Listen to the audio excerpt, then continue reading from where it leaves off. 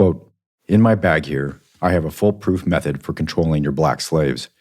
I guarantee every one of you that, if installed correctly, it will control the slaves for at least 300 years. My method is simple.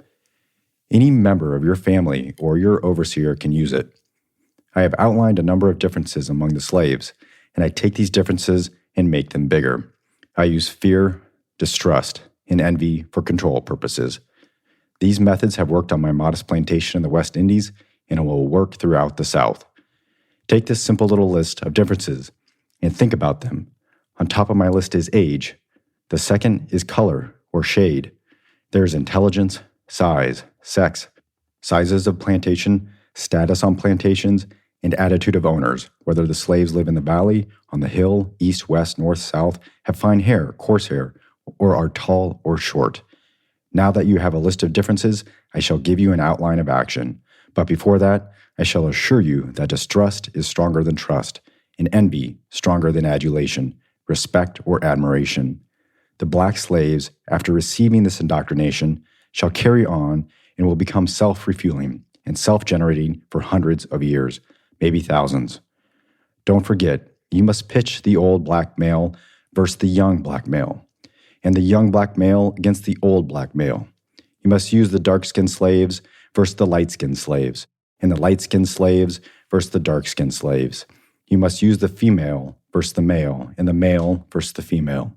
You must also have white servants and overseers who distrust all blacks. But it's necessary that your slaves trust and depend on us. They must love, respect, and truly trust only us. Gentlemen, these kits are your keys to control. Use them. Have your wives and children use them. Never miss an opportunity. If used intensely for 1 year, the slaves themselves will remain perpetually distrustful. Thank you, gentlemen." Willie Lynch, 1712. What Lynch and his fellow slave owners left behind was 300 years of psychological, physical, and financial oppression. Financial oppression that was made explicit the day before he was assassinated when Martin Luther King asked fellow African Americans to take their money and put it into black banks to build a greater economic base. My guest today, Jon Logan, is heeding that call, having co-founded Bank Black USA, where he seeks to help fulfill Dr. King's mission. Jon believes Bitcoin is a means to help achieve that goal. My hope is that the conversation with Jon gives you a better understanding of the centuries' worth of financial oppression that Black America has faced, and how Bitcoin may help change that.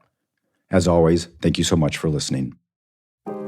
People, they talk about the sovereignty piece, they talk about all these things, but then you can't talk about the freedom that Bitcoin provides without talking about the lack of freedom that has not been provided to so many for so long, and how Bitcoin can empower those folks, the unbanked, the underbanked, and the people around the globe. You cannot not get excited about that once you understand the full gravity of what's been put in place as far as barriers to so many through these policies that we're talking about here today. So very exciting stuff, this new innovative technology that we know is Bitcoin. Welcome to the Progressive Bitcoiner podcast, where we explore the intersection of Bitcoin and progressive issues. I'm your host, Mark Stefani.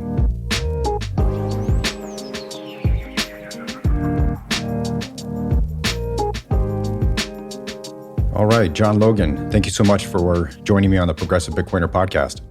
Yeah, thanks for having me. Real pleasure to be here. You're doing great work, Mark, and certainly it's we're gonna have a good time today. Appreciate you having me.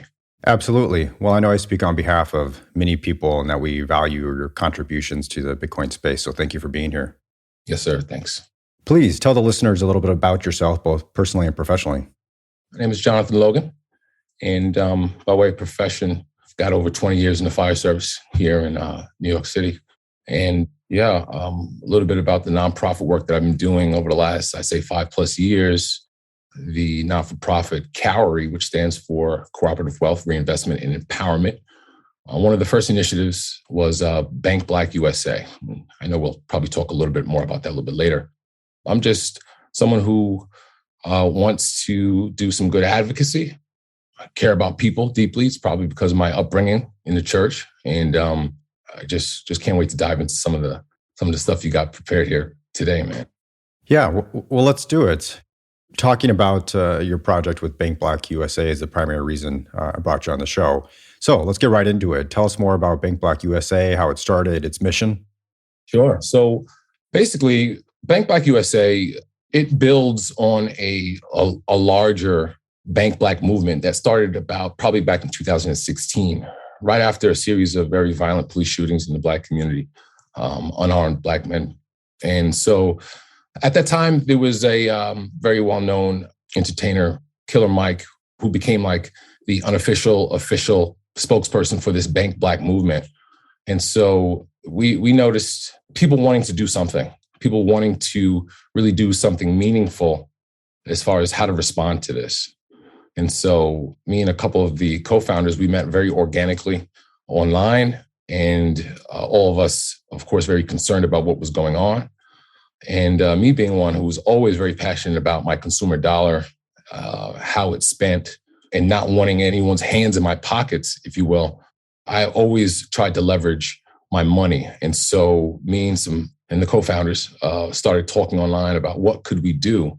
And so we started digging and looking. And really Bank Black builds on not only a Bank Black movement that started or reoccurred or resurged in 2016, it really was a clarion call from Dr. King himself on April 3rd, 1968. April 3rd, 1968, Dr. King was down in Tennessee speaking with the sanitation union workers down there, helping them motivate and do some advocacy work there. In that last speech, he called for the folks to move their money out of the downtown bank and into Tri-State Bank, which was one of the Black-owned banks down there. And Tri-State is now Liberty Bank and Trust. And that was a clarion call for people to exercise their power of choice of their consumer dollars and to move their money. And that is essential, to exercise their power to say, hey, my money means something. It supports everything that the economy is made of, and I have a choice on where to put it. And so the Black-owned banks have always been essential for African Americans, Africans, descendants of slaves, to be a part of a very exclusionary economic system. And so that was a very important clarion call. April 4th, the very next day, Dr. King was assassinated down in Tennessee. So that was a very important call. And it's still an important call today for people to be conscious of how they're using their money, their consumer dollars, to be good stewards of their money, and also to be conscious of the institutions, the economic institutions in which they're putting their money in, and the financial fitness of those institutions, and how they are serving the local communities in where they're located. And we could talk more about the obligations of those institutions, minority depository institutions, and their responsibilities to the local communities, many of which the larger big banks are failing. They're failing their report card, if you will, and their obligations to the local community. So that's kind of how we started. And again, our website sees an uptick. Anytime there's something going on, something violent, something goes on, we see an uptick in the back end in the metrics of our site. People want to do something, and we're trying to give them something to do, something active and practical, nonviolent and peaceful to do. So that's pretty much it. So it's only fitting that we get into some history, given the month. So I'm hoping you can tell us some of the important milestones in Black banking since the development of the first one. Yeah, so I would say some of the milestones are basically everyday milestones, helping people, an excluded group, to reach basic milestones. And so some of the milestones, of course, have been, federal policy, like certificates that banks could get, like one could get a minority depository institution certificate, if you will, and that brings in funding to that institution. Why does that even exist? It exists because we realize over time that just by virtue of needing a Black-owned bank, there's some differences going on. There's some unequal playing fields that have gone on. And so Black banks have surged and kind of fallen, and there's ups and downs. We started back in 2016. There were much more Black-owned banks than there are now, even today. And so there have been some milestones with helping people be included in the economic system, help people to obtain loans for businesses, for home ownership. But for the most part, Black-owned banks are on the decline. And it's unfortunate. And it's unfortunate for many reasons, because unfortunately, the banking system is is not equal. All things are not created equal. Money lending is not created equal. Home ownership, the ability to do so is not created equal. It's not offered. It's not equal opportunity for everyone, contrary to, I guess, mainstream thought. So there's been some milestones, but I would say what's going on right now is that there's a decline of Black-owned banks, acquisitions, larger banks taking over smaller ones.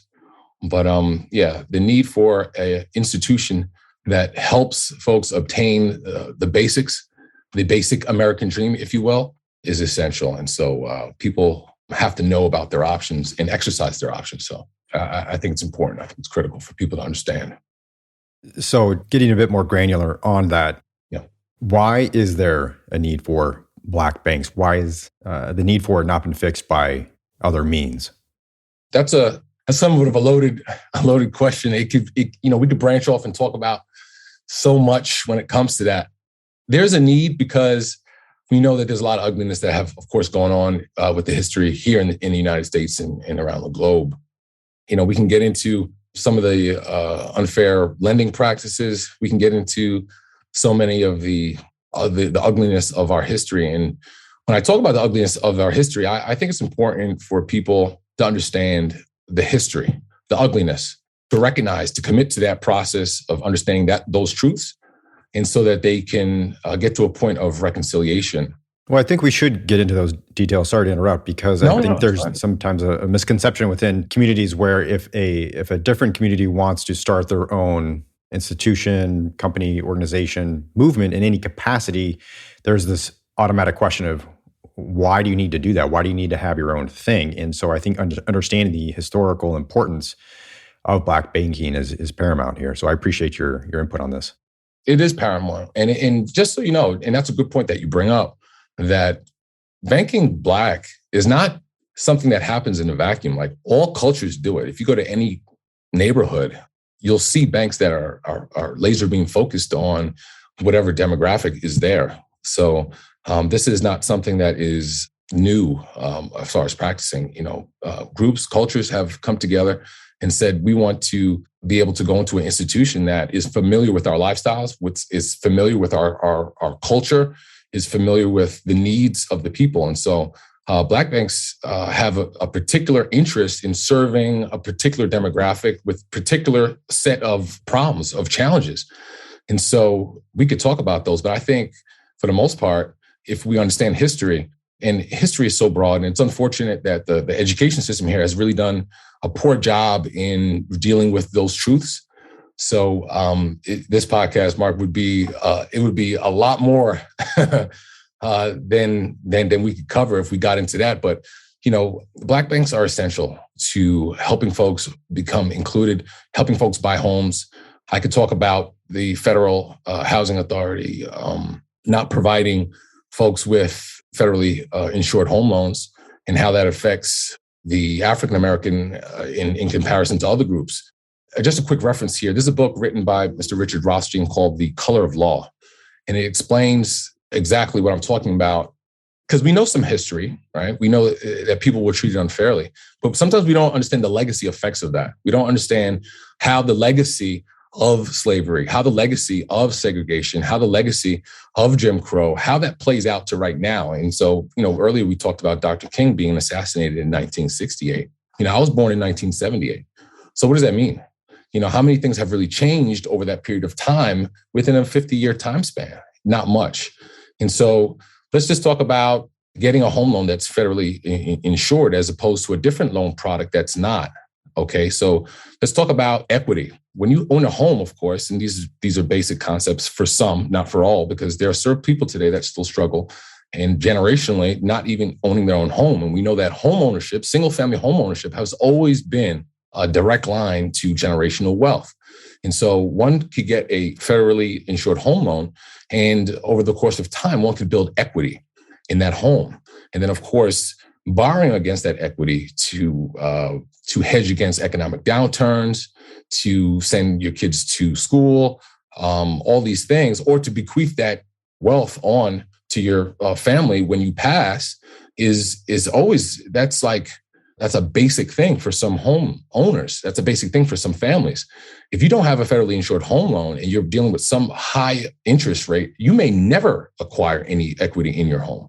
And so what does that translate to? It translates to generations of individuals who never own anything, who never have been included, never established a sound economic base. And so when people say things like, oh, well, my family came here from wherever place and we worked hard and got what we did and we got that, we forget the legacy effects of what has been forced on certain groups and not on others.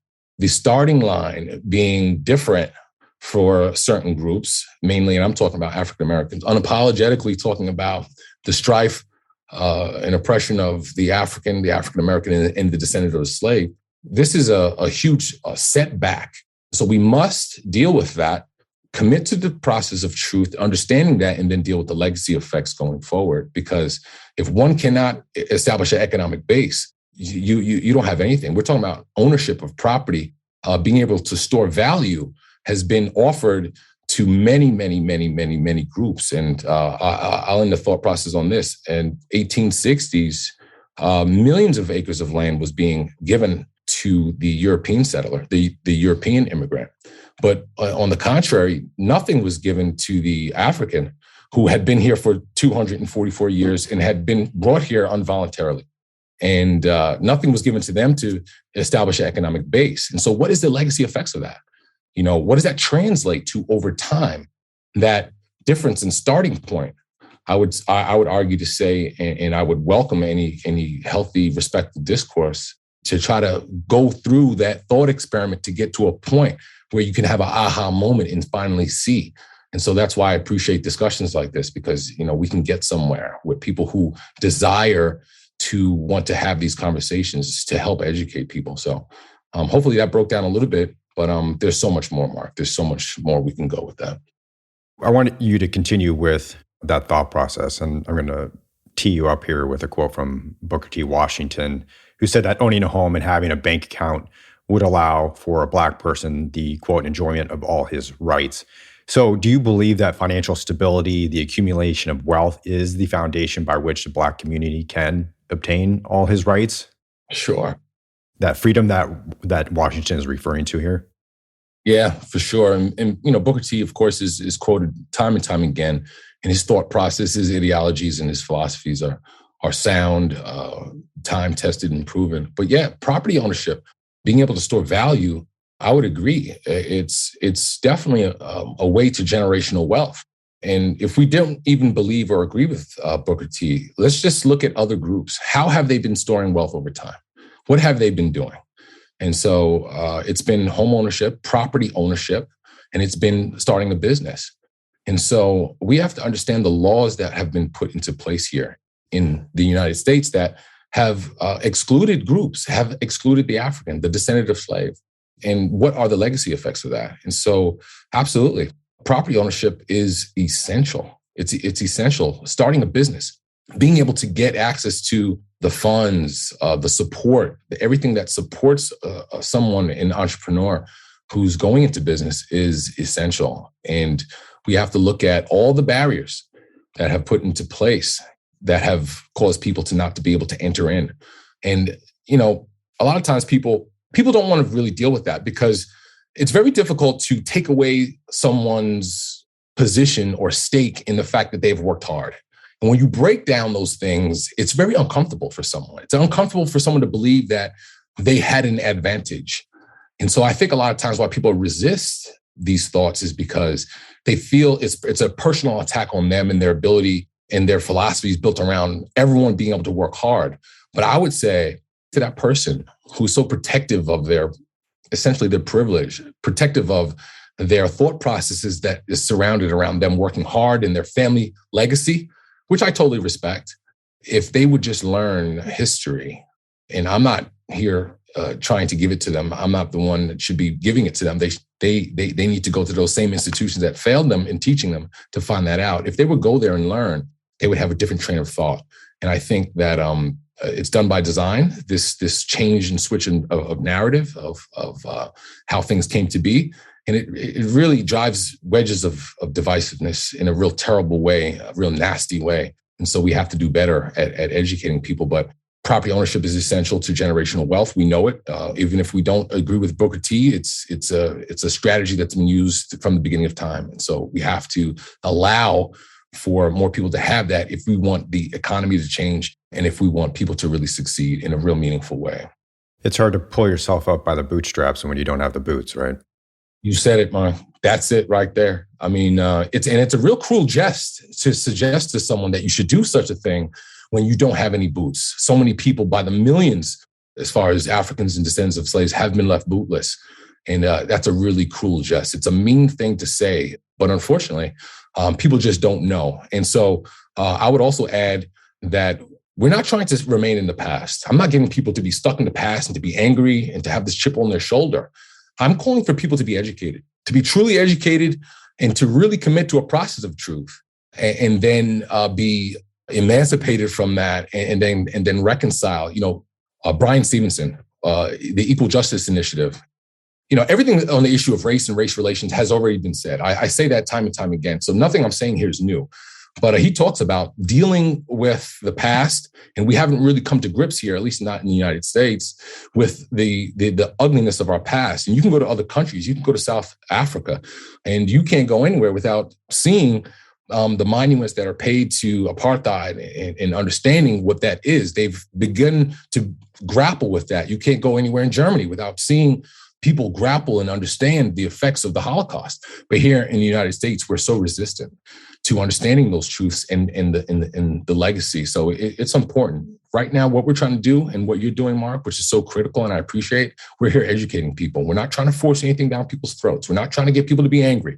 We're not trying to get people to feel bad about what they've done. We just want to educate people and help them have a courageous conversation and see, wow, I never saw that before. I never was taught that before. I need to rethink myself. I need to rethink my position. So hopefully we do that. What does it mean to not have boots in the first place? Well, I think it means nearly half of Black households are either unbanked or underbanked, meaning they have to access alternative financial services. Mm-hmm. So please describe some of those specific exclusionary policies that either you've experienced personally or the people that you work with experience personally. What you said right there is very critical. Personal experiences. And so policies are one thing. Policies are set in stone by these higher ups, these executives. And a lot of people, Black and all other groups as well, people don't really understand what's going on at high levels. They don't know. A lot of people are not civically engaged. They're not politically savvy.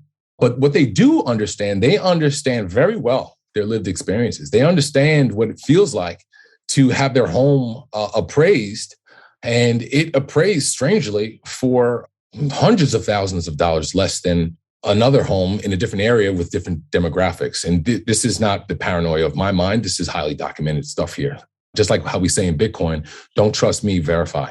So some of the exclusionary policies that we've talked about prior with the FHA and other systematic things, we're talking about redlining. Redlining for sure was a federal policy.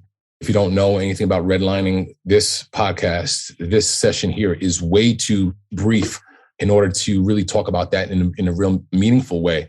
But your listeners really need to do a deep dive on that. If you really want to understand economics and economic policy, you have to understand it in the full scope. And you have to understand what has happened, problems that have persisted for so long, for so many. And we have to really, the listener, the Bitcoiner, progressive, conservative, left or right, wherever you find yourself on the spectrum, not only politically, but as far as in your philosophies, your value systems, whatever you identify with, you must understand these policies that have been put in place that have failed so many for so long. So, I could point to so many of redlining, we talked about the Federal Housing Authority and policies put in place there to not allow folks to really take part of the system. There was a guide. Let's just talk about the FHA just real quick. 1935, there was a kind of like a underwriting manual that was put out, and I'm taking this a lot of this stuff I learned day to day unfortunately, a lot of the things that I came into my own knowledge that I wasn't given through the public school system, I learned in my adulthood.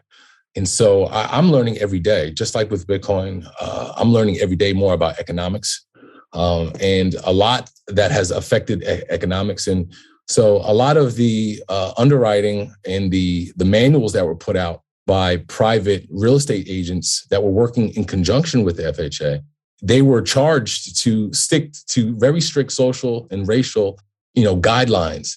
And so those policies right there are set up for failure of certain groups, to exclude certain groups.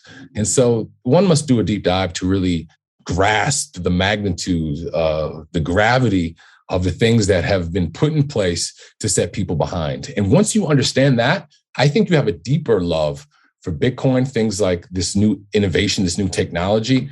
You have a deeper appreciation for what it is. Because a lot of the circles that I'm in the Bitcoin space, Bitcoin Twitter, Bitcoin Clubhouse, if you will, people, they talk about the sovereignty piece. They talk about all these things, but then you can't talk about the freedom that Bitcoin provides without talking about the lack of freedom that has not been provided to so many for so long, and how Bitcoin can empower those folks, the unbanked, the underbanked, and the people around the globe. You can't get excited. You cannot not get excited about that once you understand the full gravity of what's been put in place as far as barriers to so many through these policies that we're talking about here today. So very exciting stuff, this new innovative technology that we know is Bitcoin. We'll get to that in just a little bit, but I want to discuss black banking here a couple more minutes. Sure. You had mentioned kind of the ebb and flow of black banks over time. And correct me if I'm wrong, but I think the number of black banks peaked some 40, 50 years ago and have declined since then and plummeted during the '08 crash, correct? Yeah, it really has. And, why that's happened, it's, we could dig into that a little bit. Yes, that's my question then, is what has been the biggest limiting factor to the success of black banking? A lot of these banks don't get the support that they need on an even scale from the Fed that other major banks do. And that's part of it. One quick caveat I want to mention, Bank Black USA, Cowrie Initiative, Bank Black USA, we have strived not to be a rubber stamp for black banks. I just need to make that clear. And I hopefully the listeners will understand that. We're not here shilling banks, number one, or black banks. We're here to provide information as to why a local bank, a black-owned bank, may be a better option for the African-American, the descendants of slaves, and why. And to build out some education as to why they exist, why they are declining in their existence. And so that could be helpful so people can make better choices and have an alternative to the banking system as we know it today. Because black banks are laser beam focused on certain things, and they understand the difficulties there. So I just wanted to preface what I was saying by saying that.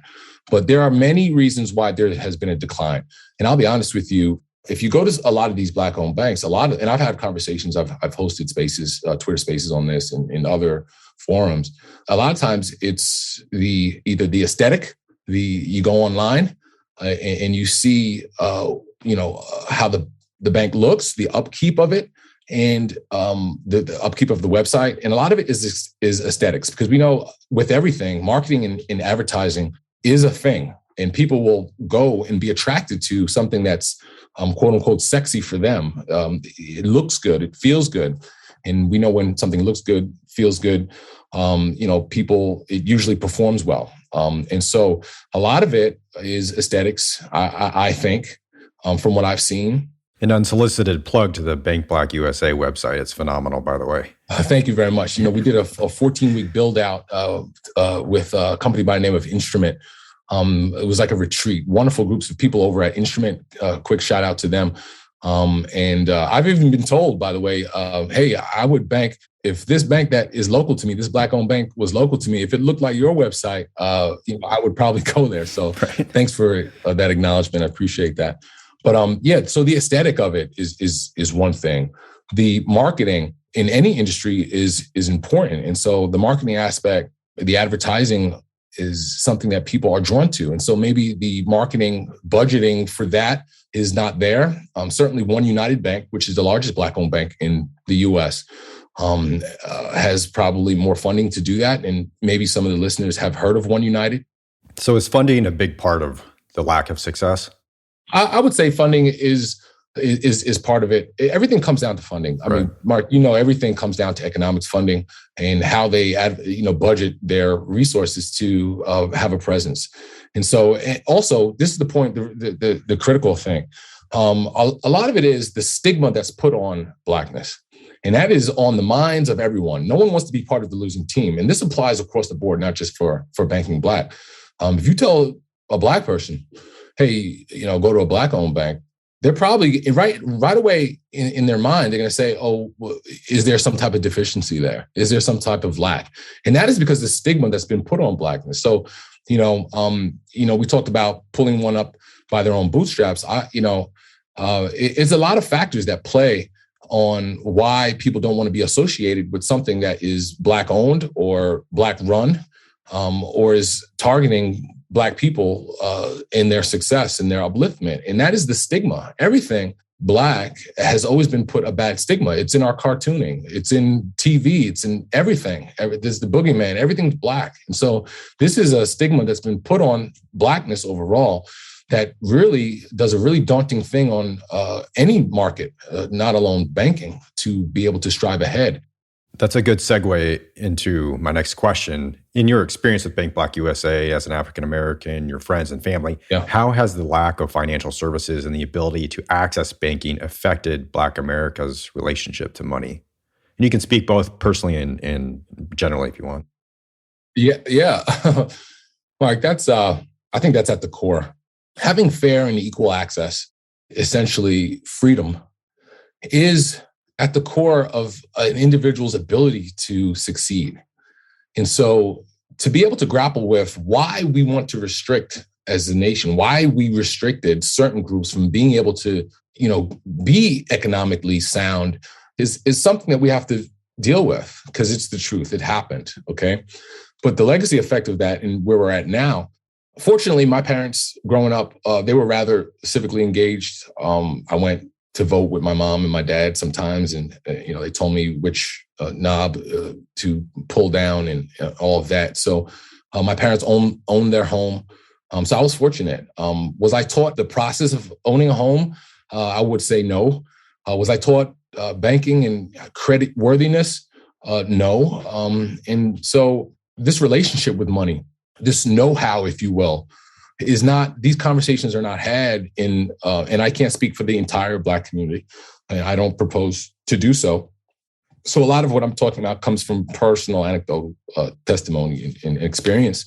But I would say I would be able to speak to the people who are closest to me. And a lot of us were not taught, these conversations about economics and finance and how to buy a home. It was not taught in the home.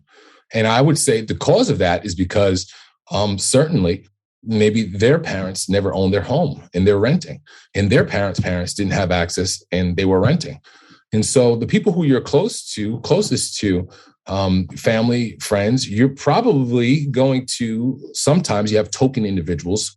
I've been pegged to be a token many times, and I refuse that title.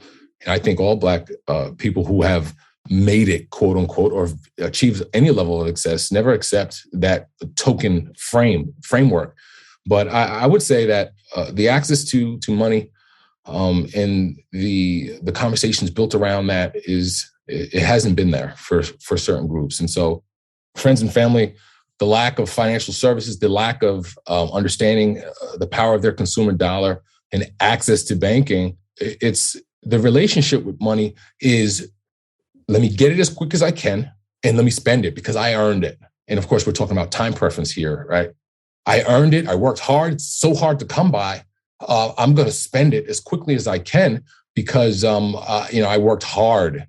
And so the projection on what is valuable to be able to store something for someone who's had lack of access for so long to an economic system, to finance, to financial literacy is not there. It's just the understanding of storing value over time is not there. And so I would say that from my experience and for others who look like me and who have been in my community, in my space or around me, we all kind of think alike. And so, you see someone getting ahead and striving by any means necessary. They're getting fancy cars, they're getting fancy clothes. We strive for that. We spend a lot of money, a lot of attention on that, not only in the Black community, but in other communities as well. And that becomes what becomes valuable to us. And we know that it's not. And so we're hoodwinked. And so the association and the relationship to money, I would say in the Black community, it has been a slow start. The literacy is a very, very slow start. We've been excluded systematically in so many different areas that relationship and understanding of money, how it works, is the ongoing lesson. And so Bank Black USA, what we've done, we're trying to work with colleges and university to the like of North Carolina State University, Michigan State University, to build out interactive maps, University of Kansas. We've worked with many schools, scholarly research being done to build out a dashboard on our website to help people understand the products that are there. Because everything is circled around education, Mark. Everything has to be focused on educating people to get a deeper understanding. And so that's what we've been doing. That's what I'm passionate about. And so that people could do better. Once people know better, they tend to do better for the most part, once they see the value. And so hopefully that explains some of the relationship to money in the Black community and others. Hopefully that gave some insight as to what that relationship looks like. It did. Thank you. So moving into Bitcoin, I actually want to linger a little bit on your relationship to money and to get a better understanding of how Bitcoin mapped onto your political position, your values when you first learned about it. Yeah. Did it change over time? So my relationship with politics is a mixed bag, and I'll tell you why. So I've been somewhat civically engaged. I would say probably more than most. President of my local block association. I'm on my local community board. Former VP of my local civic association. I sit on the board now. And so my understanding of how government, local government particularly, because we know all politics are local, is I think is a pretty robust one, robust enough to understand what's going on and to be in the know. But what I do know is that there are a lot of labels in the political space that don't hold true. And so people want to identify. They want to identify with something. And so often they need a name. They need a name, which is a signal to something so that people can identify. But the elites, the executives, the people that are higher ups, that are leaders of these parties and leaders of these labels, essentially, what they do is a bait switch. It's like you catch people with something and then you switch it to mean something very different. And they pit us against each other with these labels. And I think labels are somewhat bad. And so for me, being progressive and me moving into understanding what Bitcoin is and these political ideologies is really freedom. What it comes down for me is understanding and establishing a value system that's based in equal opportunity for all and a deep understanding of education and what has happened. And so I know there are a couple of things that fall true for you, Mark, that hold true for me, that hold true for everyone, no matter where you fall in the political spectrum. And that is this. No matter who you are, I know you want equal access to a good education for your children. I know you want that. I know you want access to healthy food in your community and clean water. I know you want that. I know you want safe passage from school to work, from work to school, wherever you come from. I know you want to feel safe in your community and safe in your space. Everybody wants these things. How can we get there? We can get there by committing to a process of truth and reconciliation.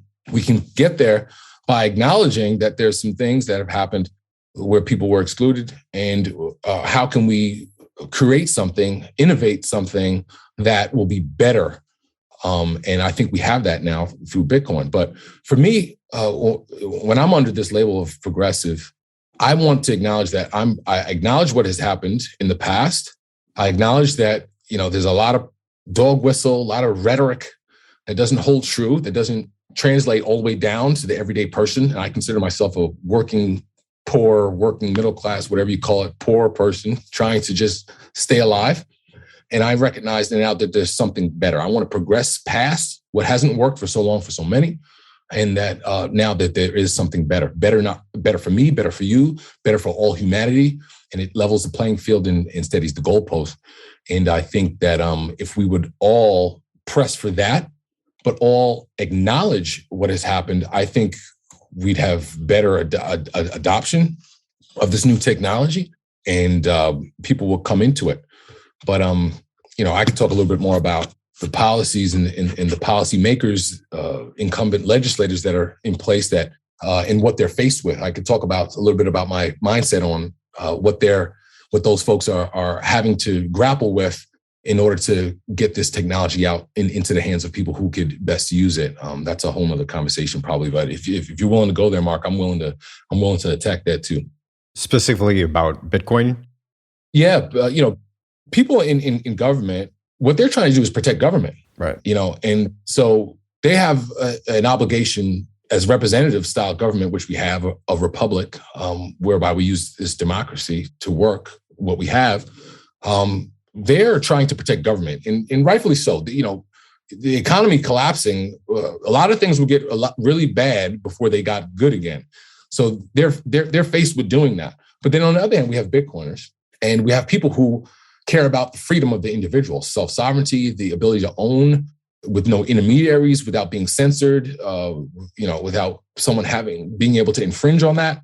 So Bitcoiners they're not concerned with the falling of the government, maybe to certain different varying degrees.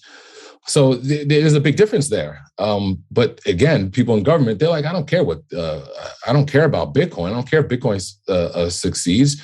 I'm put here to make sure that the government succeeds. And so this difference in value, I guess, is causing a lot of people to in government to be a proponent of their brand. If their brand is, and even if they own Bitcoin, if their brand is that I'm a left liberal, whatever, then they got to brand themselves as such and talk bad about something that will compromise or go against that, which is it's like shooting yourself in the foot. Something is good, but because you got to represent something, you're not going to offer that or try to push for something that might do good for all. It's really a poor system.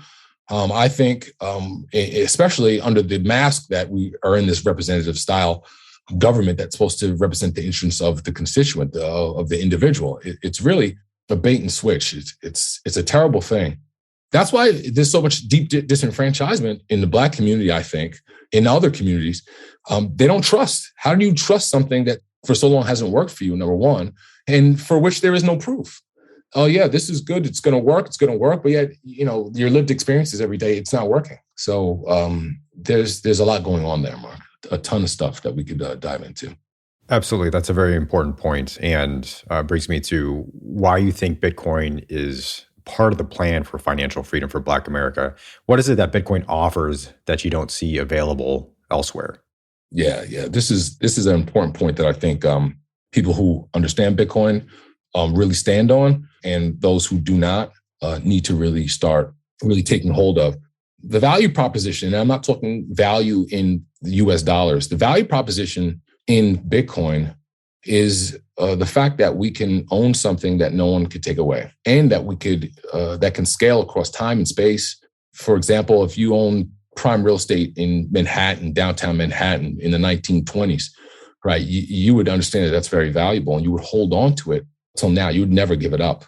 But then again, with that, you would have taxes to pay. You have the government regulation on what you have to do. You have upkeep on the building or on the real estate itself. With Bitcoin, you have ownership of something, property, that no one can touch. The government can't tax you.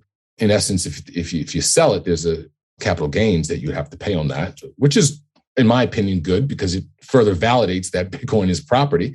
But we'll talk, maybe we could delve into that later. But Bitcoin is pristine Manhattan property that you could take with you across the globe, chop it up and scale it down to very small increments and send it to wherever you want without anyone touching it. And the value in that is tremendous because those listeners who don't know, people don't have access to property in some places. They don't have access to store value in certain places.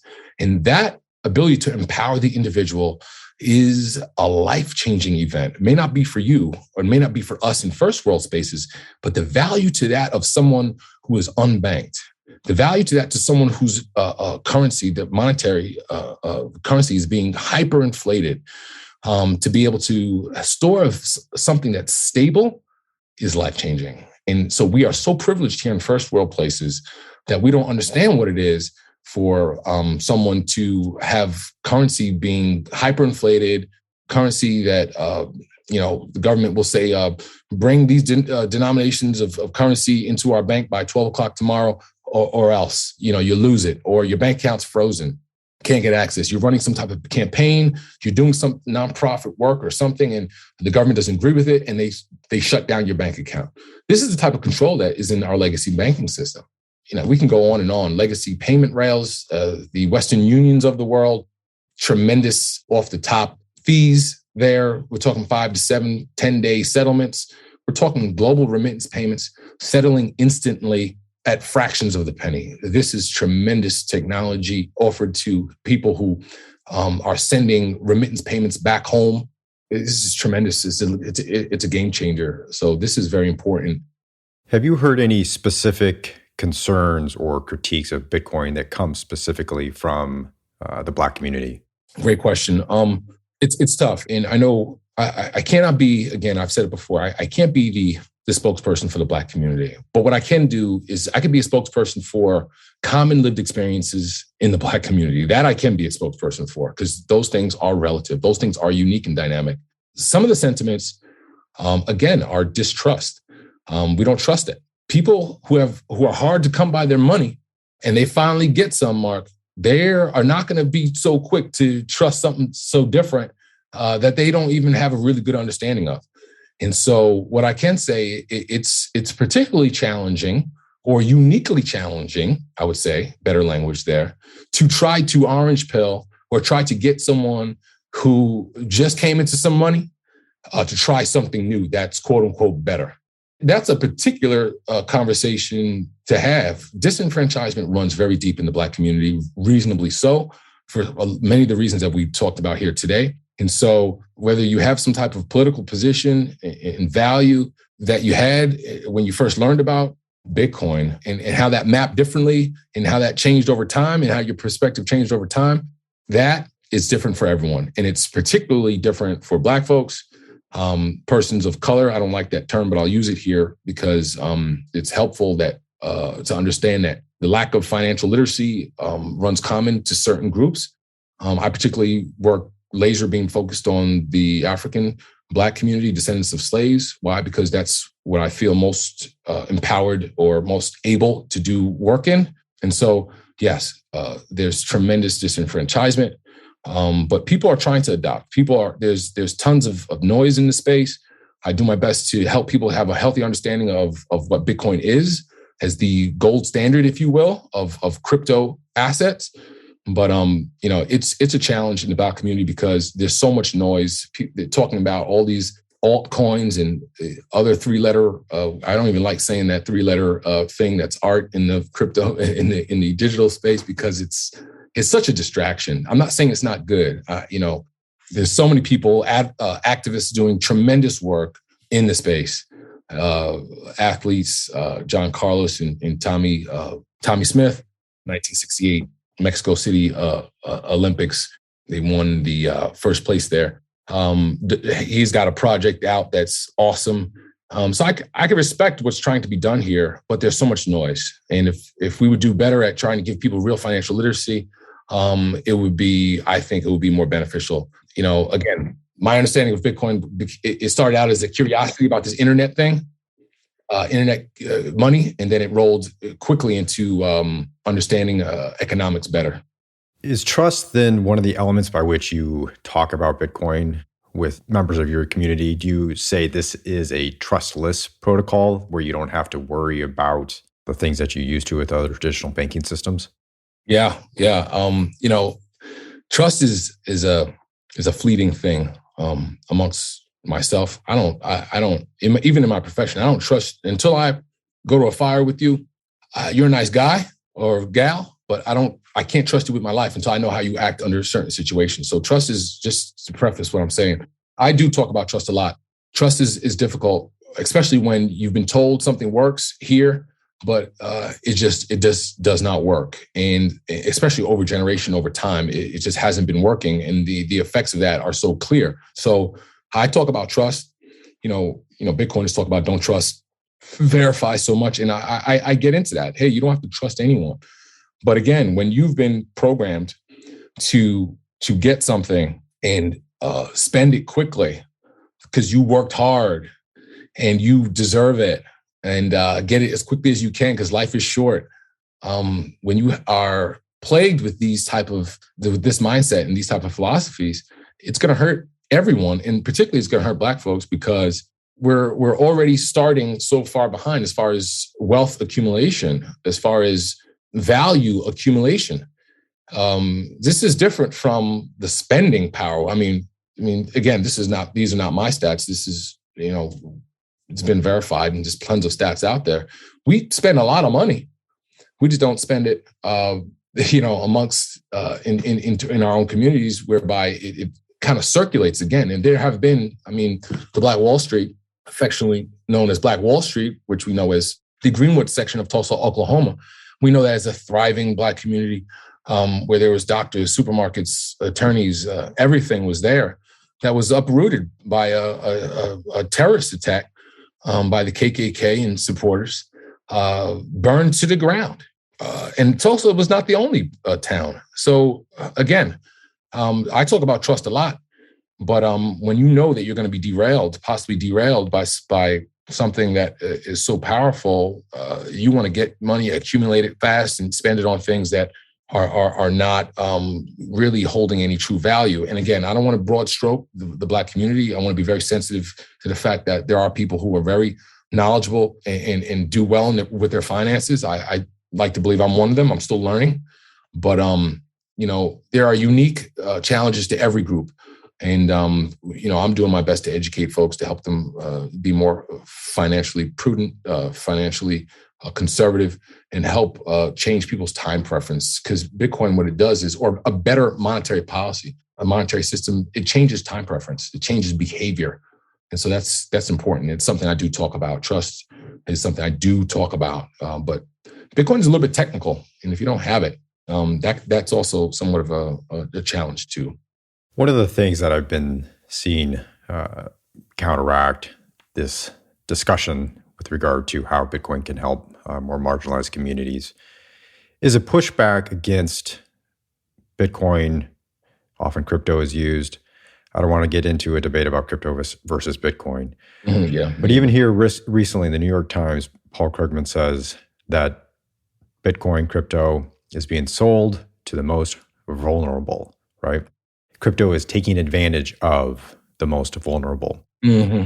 I find this to be incredibly paternalistic, especially when few alternatives are offered, let alone an understanding of the historical framework by which we're looking at these things. How do you respond to this tendency towards, we know what is best for you within the Black community?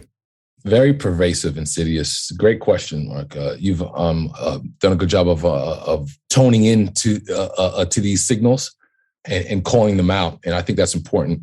I think everyone out there on these mainstream media outlets, there's always agenda. I don't watch the news because I know what's out there. I know what the motive is. It's all controlled. And so I have a healthy suspicion of many agency, media being one of them. How do I respond to that? How do I answer to it? I tell people to be a critical thinker, be an independent critical thinker. People have to do their own research. How I feel about it is a different thought process.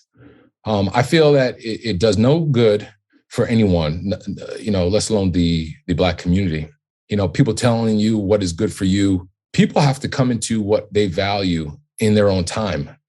I could tell people about Bitcoin all day long, people that look like me all day long, until they grapple and understand what it is from a technology perspective, and then how that could affect their life. They're not going to change behavior.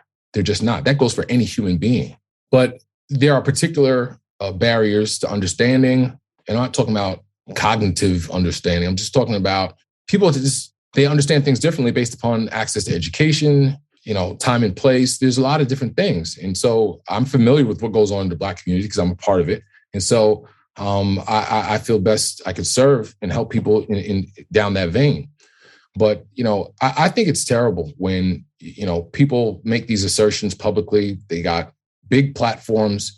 They talk about things that they really know nothing about. I mean, this thing that just the other day, USA Today did something, talk about inclusivity in crypto and that, and they hosted this Twitter space talking about this, and they talk about things, and you got all one group of people up there that probably wouldn't be the best suited to have that conversation. So it's disappointing. I feel it's counterproductive, and it just doesn't do any good for people overall. So it's a great question. It's something I think we could do better on. But again, it's not going to be done, in my opinion, through these people who have these platforms on mainstream media outlets that have these agendas. But people have to really be able to discern that. People have to get to the point where they recognize what's going on and get so sick and tired of it that they explore different options. They go for the alternate. And Bitcoin is an alternative. Banking Black is an alternative. And understanding what's going on is important to understand. My last couple of questions for you, Jon. What is your dream for both Black banks in America as well as Bitcoin and Black America? My dream for Black banks, my dream for Bitcoin here in America is very simple. I want people to be able to have a alternative to something that is not working. It's unfortunate that we have to choose an alternative, but having options is critical. So, for example, Black-owned banks, they exist to provide people with options, an alternative to something that hasn't worked. I believe that that's essential for people to have an economic base so that they could enter into an economic system. And my wish is that people explore their options. Just because you have mainstream banks, the big four, Chase, Wells Fargo, Citibank, Bank of America, just because that's easily accessible to you doesn't mean that the financial fitness of that institution is best serving you. A lot of these mainstream banks, they're investing in the Dakota Access Pipeline. They're investing in private prisons. And so it's counterproductive to you as an individual, the African-American, the descendant of a slave, to invest and put your money into something, essentially lending the bank your money. And they are taking those same dollars and using it against you. On top of that, the Community Reinvestment Act, federal policy, a report card, if you will, for these institutions, many of them are failing that. They're failing their report cards. They're failing their responsibility to the local communities in which they exist. So my wish is that people start banking local, banking Black, putting their money in institutions that are willing to lend to them. And people in the Bitcoin space they're arriving right now. They're listening to this podcast and they're upset that I'm talking about banks as an option for an individual. But banking has its place. Central banking has its place. It serves a purpose. And we're in a fiat world right now, so we have to understand the purpose that these banks serve and understand that the economic system and the policies, the monetary policies in which these central banks exist is not squared off for everyone. It's not equal opportunity for everyone. And so I want people, particularly Black folks, to be able to express their alternative in putting money into Black banks. Because when it comes to Bitcoin, I want people who are financially literate and understand their alternatives, understand what's really going on with government deficit spending and inflation, and understanding what we know as the Cantillon effect and how inflation affects different assets differently at different times. And the people who have access to this money that flows into the system, flows into the economy, the people who get it first are often the ones that don't need it the most. And I need them to understand that. Maybe not so much on a real deep level, because they already feel it. They already feel that when they go try to strive to buy a home after they get out of college, that asset is already 2x, 3x, 4x, 5x up, and they can't get it because they just don't have the funds to get it. I need people to understand that and understand that if they were more financially conservative, that they would be able to store value in Bitcoin. I need people to understand to get out of this fiat mindset, and the only value that you have is in storing and saving this money. Saving money has become somewhat of a religion here in the US. And so money is meant to be spent. And to understand how you can leverage debt or leverage your asset, home ownership, you can leverage it to buy more assets. It's been said, I forget by who, that rich people buy assets, poor people look to make more income, acquire more money. And so we have to get people to understand that more and understand that Bitcoin is a wonderful opportunity. It's a wonderful alternative. And I want people to really get that because it is life-changing. And unfortunately, due to, well, fortunately or unfortunately, however you look at it, I work in the death and destruction business. And I meet people every day of their life on the worst day of their life. And I'm put in a position to try to make that better. And so, I'm not trying to virtue signal here to say I'm a good guy, but I'm just trying to let people understand my position of where I'm coming from. So I appreciate you allowing me to do that here. I'm trying to get people to understand that there's limited space and time that you have. And the best, in my opinion, the best way you could try to serve and do that time justice is to making the spaces in which you exist better than the way how you found it. And so making the world a better place, it really is not a macro thing. It's where you exist right here and right now. It's this podcast in which you're listening to. It's the podcast that you're going to, this podcast, Mark, your podcast that is going to be shared out. And it's going to make someone listening say, you know what? Wow. Yeah, I'm going to do this. I'm going to do that. And you just had that influence, even if it's just one person. And so I want people to adopt Bitcoin in a way that will help them be empowered from an empowered perspective. And that is truly life-changing for me. So that was a great question, and I appreciate it on many levels more. Absolutely. Well, I'm going to make you dwell on something a little bit longer here. You mentioned that you're in the death and destruction business. You're a firefighter. Yeah. What has been the impact of that over 20 years? How do you not only cope with that, but how do you take those lessons, those vulnerabilities that you see in others on their worst day of their lives? How has that changed your life, and how do you try to impart some type of lesson in all of that for others? It's funny. There's a lot. It's funny being in a space at a car accident. I'll just take that. Yeah, it's a car wreck. You get there, you show up, the person is wrapped around a pole. They're wrapped into another car. They're underneath a flatbed. They're dying. Bones are sticking out everywhere. People are bleeding. And you're in a time and a space right there and then, and no one else knows what's going on. That person's family, they think that they're coming home. They're not. Their cell phone could be ringing. I've seen it on the floor of the car. Mom or dad, it's ringing. They don't realize that person is never coming home. It's like you're in the twilight zone. And so for me, what that has done to my psyche, what has done for me is that it helps me understand that you have but so much time, and time is fragile, and everyone is the same. It helps me look at the deep down into the humanity of the individual. And it helps me understand that we all want the same thing. We all want life. We all want to be able to live without being pressed and feeling hopeless. And so for me, that is, it shapes my outlook on everything that I do. And so again, not virtue signaling here, but when you have experiences like this, and this is what you've been doing from your 23 years old kid until 20 plus years later, that shapes you. It shapes your whole world.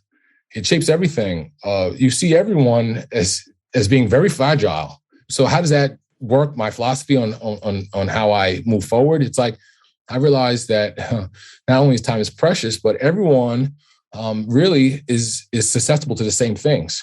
When is your time coming? And so when will you be pressed? And will you then step back and ally with someone else who has experienced that before you? And will you help and partner with them to so that they are not pressed going forward? Everyone is going to get to a point where they're in a bad way one day. You're as we say, you'll have your moment one day where you'll be humbled tremendously. You'll be pressed. And we're feeling it here in New York City with politics, with what's going on with this global health crisis. People are being forced to do things that they feel that is not right. And it's pressing people, making people feel away. And people are marching and protesting. And let me tell you something. Nothing brings people and unifies people better than a good oppression. Nothing brings people together like a good day of reckoning when they feel that their freedoms are taken away. And so it's good for humanity, I believe, even though it's terrible to see people die, be sick with this thing. It's terrible because I've seen it differently than other people, seeing people maybe in a 24-hour period in a shift, seeing maybe one CPR call going to 7, 8, 9, 10 CPR, where we're doing 10 CPR calls in a 24-hour period. Something is out here hurting people. And so I say all that to say, and hopefully I've answered the question or brought it, done it some justice.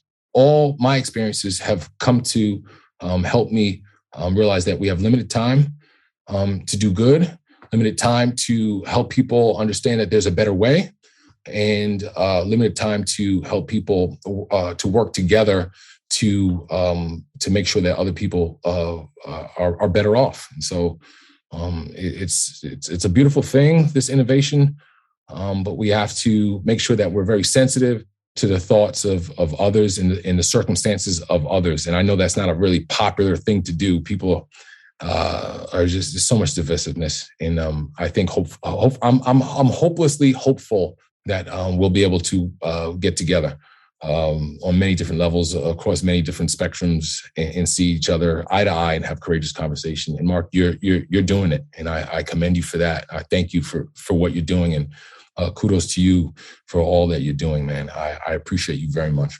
Thank you for sharing that, and thank you for being so candid with your experiences. My last question for you, Jon, is what gives you hope? What gives me hope is kind of what I just alluded to, is that there are people who are willing to have courageous conversations. I often say I love to sit down with people who think vastly different than me. There are people who want to engage and have civil discourse. There are people that want to respectfully engage and have intellectual exchange, dialogue. And so when I do that, that gives me hope. It's almost like therapy, really, when you get an opportunity to actually sit with people eye to eye and engage and see what their perspective, where they've come from. Once I learn that, that gives me hope. Once I see, that's why you think that way. That's why you have that value system. That's why politically you're principled in that way. And so courageous conversations gives me hope. People willing to put themselves in other people's shoes gives me hope, even though that doesn't happen too often. That gives me hope. And people who make themselves vulnerable. Vulnerability gives me hope. When someone is willing to be uncomfortable and vulnerable to do something that puts them at risk, that gives me hope. That truly inspires me. It gives me hope that people get it. People see humanity in others. And that's the thing. These are the things that I like to focus on. These are the things that I'm unapologetic about. These are the things that I'm not afraid of getting reprimand for or being retaliated against at that, because now I can position myself and speak more peace and speak more calm. And then they feel, hopefully I disarm them with that. A lot of these things, of course, are kind of like spiritual reckonings, tools. But I don't want to go there. But yeah, that's what gives me hope. The ability to have courageous conversations, the ability to see someone else's humanity and see that other people are willing to be vulnerable so that we could come together and uplift each other, uplift humanity. Perfect. Thank you so much, Jon. Please tell the listeners where they can find you as well as the projects that you're working on. Thanks. Yeah, you can find me personally and a lot of the work that I'm doing on Twitter. My Twitter handle is Jon Logan, JonLogan, spelled backwards. Pretty simple. Jon, JonLogan, spelled backwards. And there in my profile, you can see some of the stuff. You can see the link to bankblackusa.org. And you can find all the work that we're doing right there. And reach out to us. Go to the Contact Us page. Look to engage. Everything that we're doing is done in a real collaborative, inclusive way. So looking forward to interacting and doing some more work in a real collaborative way going forward. Lastly, recommend 2 books on the history of Black banks for our listeners. Sure. Yeah. Not so much Black banks, but I mentioned it earlier. Go check out Mr. Richard Rothstein's The Color of Law, Richard Rothstein. And I would say, another book that I would probably recommend, that's a good question. You stumped me with that one, Mark. I will recommend The Color of Money. Oh, yeah. I've heard of that. I haven't read that one, but yeah, that's probably going to be a really good read as well. And there's also The History of the Black Dollar by Angel Rich, which is good as well. And I'll link those in the show notes. So, Jon, thank you so much. This was fantastic. I really appreciate your time and all that you're doing on the front lines. Thank you. Thank you, Mark. Appreciate you. Hopefully we can do it again sometime. Absolutely.